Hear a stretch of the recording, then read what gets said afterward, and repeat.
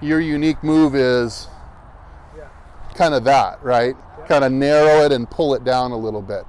Okay. So what that does is it actually makes the club not want to seek outwardsness. It wants to seek, it wants to line up with the pull of the handle. So if it's not going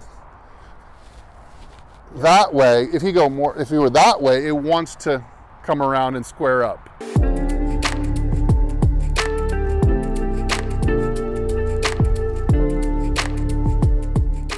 All right, let me watch you hit a few.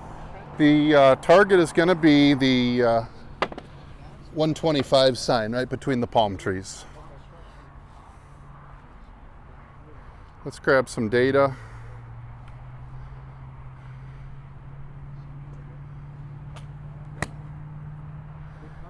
Wow, that's a really good move. You've got a couple unique characteristics to the swing. So is the throw back here or at the ball? Your perception of it may differ from the reality. The reality is that the outwards throw torque, or what's called the in-plane torque, starts first. So it's a good question. And we see that on the graph. Let me hand me that guy. So let's say I'll do it this way so the camera can see. Let's see if we can get it on the camera. Okay, so let's see. Let's do it this way. So you get to here and you're in good shape, let's say. So you have a few different types that you can torque the handle or try to apply force to make it turn, the club rotate. So you have just kind of an out throw, which can be called in-plane torque. In other words, it's torque inside that causes the club to go inside the plane. Okay. Then you have out of plane torque, which would be more of this. You see how this takes the club. If I just make this move by itself, the club is no longer on this. Right, but this is.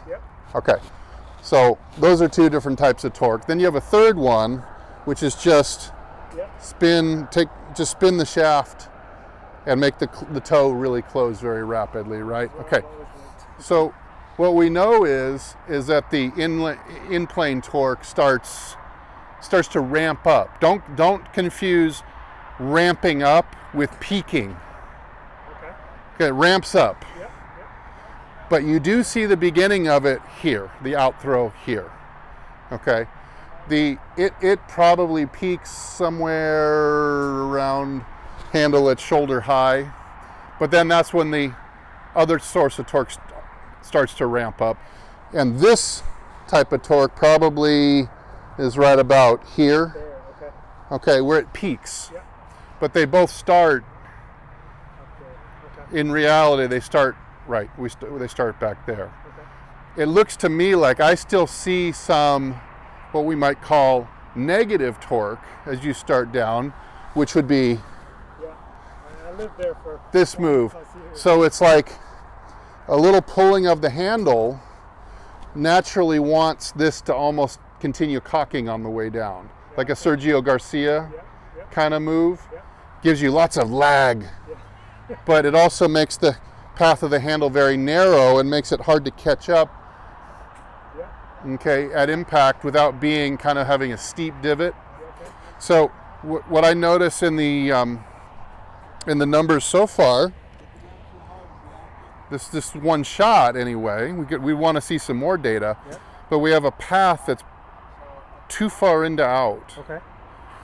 But for such a path that's so into out, we also see an angle of attack that's ridiculously steep for that path. Like that's kind of normal for a 0 degree path on a 7-iron. That'd be ideal. But if I had you on the very next swing, I could show you how to swing 0 degrees path. This would probably go to 6. Like -6. Yeah, downwards too much. So this is steeply downwards considering the path that it's on. Most people on an 8 degree into out path would hit like 1 degree down. Or 0 or upwards even. Because swinging that far to the right generally makes us be shallower. So that just shows you the effect of the holding or pulling on the handle, kind of pulling it. See, when the handle of the club comes down wider, like I said, your unique your unique move is Yeah. kind of that, right? Yeah. Kind of narrow it and pull it down a little bit. Okay. Okay. So what that does is it actually makes the club not want to seek outwardsness. It wants to seek, it wants to line up with the pull of the handle. So if it's not going that way, if you were that way, it wants to come around and square up. Okay. Or come around and catch up faster, so you'd be shallower. Yeah. Okay, that's the reason. It also, having the divot steeper also makes it harder to get your path squarer. Okay. Because if you know how that D-plane stuff works, where if you took a 0 degree swing plane, but you hit down on it 6 degrees, you'd be a path of like 3 to the right or something, whatever. Okay, so it would make it harder. You have to swing more left to get the path to zero out. Now to start this downswing, you've got to shift from what we call the rear axis to the fore axis, which is the left leg. This initiates the downswing. This also is advancing the left arm. It is not a pull with the left arm, a drop down this way with the left arm. It is a shift. It starts the downswing. You shift to the left leg by extending the right ankle, flexing the right knee, stepping down on the left heel, drawing the left knee back into extension to set up the axis on which this pivot will be made in this manner. While you are doing this, your left shoulder is turning from a low position towards a high position. The right shoulder is turning from a high position to a low position on this transverse plane. That is the plane between the base of the neck and the ball. In other words, I don't want my shoulders to rock. And if you do it in this manner that I'm prescribing right here, your shoulders will operate like a wheel on an axle. Now watch this action here. I start this downswing by trying to raise my right heel, which forces my left hip outward and my weight down upon my left heel. It also causes my right shoulder to start lowering and my left shoulder to start raising. This in turn is moving this spoke. In other words, I utilize the shoulder as a hub and the left arm as a spoke. And when I make the shift, the hub and the spoke is moving. Then it's very simple to put back what you took out. You took out on the backswing 90 degrees by cocking your hands and by folding your right arm. Those two things have got to be straightened out to return or put back what you took out on the on the backswing. So, as I shift, I'm advancing my left arm by the shift of the weight and the rotation of my shoulders.